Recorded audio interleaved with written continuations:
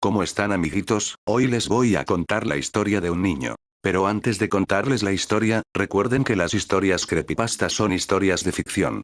Es decir, son historias que no son reales. Siempre que encuentren en internet algún video de este tipo, no olviden mostrárselos a sus papis si es que tienen alguna pregunta. Ahora sí, les voy a contar una historia que le sucedió a un niño llamado Maxi. Llegó el mes de julio, y Maxi por fin podría festejar su cumpleaños con sus compañeros. Los 2 años anteriores no lo había podido festejar por culpa de la pandemia. Maxi estaba muy contento, pero a la vez preocupado, porque no sabía qué personajes elegir para animar su cumpleaños. Una noche estando en su cama, ya casi listo para dormir, porque al día siguiente tenía clases, se puso a pensar en cómo organizar su cumpleaños. Maxi estaba contento.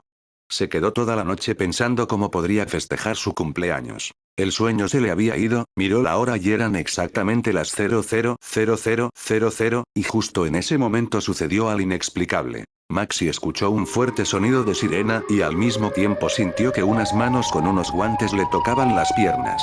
Las luces de su habitación estaban apagadas, por lo que él no podía ver ni entender con claridad qué estaba sucediendo. El sonido de sirena parecía salir de su propio cerebro. Maxi se preguntaba cómo es que nadie más lo podía oír, cuando en ese mismo momento se levantó y encendió la luz. Al encender la luz, el sonido de sirena paró, y las manos que sentía que le estaban atajando, dejaron de sujetarlo. Maxi volvió a acostarse, y se quedó pensando en lo que había pasado. Cuando de repente, volvió a sentir el sonido a sirena, pero esta vez el sonido era muy bajo. Maxi pensaba, ¿de dónde puede estar viniendo el sonido? Recorrió toda su habitación hasta saber de dónde venía el ruido. Y cuando llegó a su armario, el sonido a sirena paró, pero escuchó un movimiento dentro del armario. Su corazón empezó a acelerarse, sentía escalofríos en la espalda, pero de todas formas decidió abrir su armario, para descubrir qué pasaba. Agarró el picaporte de la puerta de su armario, se armó de valor y abrió la puerta. El corazón le explotaba. Al abrir el armario no encontró nada. Sintió una calma tremenda, después de eso soltó un suspiro tranquilizador. Cerró la puerta del armario, y cuando volteó para ir de vuelta a la cama, vio que Siren Head y Cartoon Cat estaban en su cama. Sentía que el corazón le iba a salir del pecho, volvió a escuchar el sonido a sirena y a sentir que unas manos lo atajaban. Eran las manos de Cartoon Cat.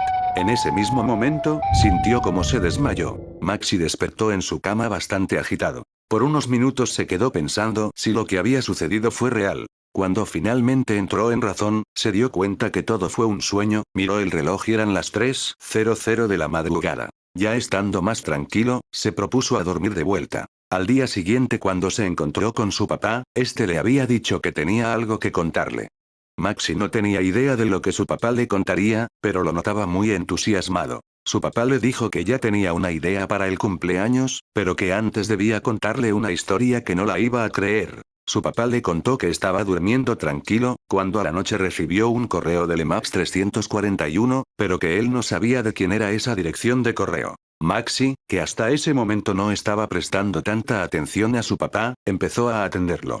Maxi recordó que el EMAPS 341 era su usuario de Roblox, pero no se lo dijo a su papá, porque no entendía lo que estaba sucediendo. Su papá siguió contando la historia muy apasionadamente, y esta vez Maxi le prestaba mucha atención. Su papá le dijo que luego de recibir el correo se fijó en la hora, eran las 3:00 de la madrugada. Su papá le comentó a Maxi que decidió abrir el correo, pero cuando lo hizo el correo estaba vacío, pero que después de abrir el correo empezó a escuchar un sonido a sirena. Le dijo que el sonido se hacía más y más fuerte a medida que pasaba el tiempo, y mientras el sonido se hacía ensordecedor, empezó a sentir que unas manos lo atajaban. Maxi no podía emitir una sola palabra, no podía creer lo que su papá le estaba contando. Luego, su papá le contó que lo único que se le ocurrió hacer fue apagar el teléfono.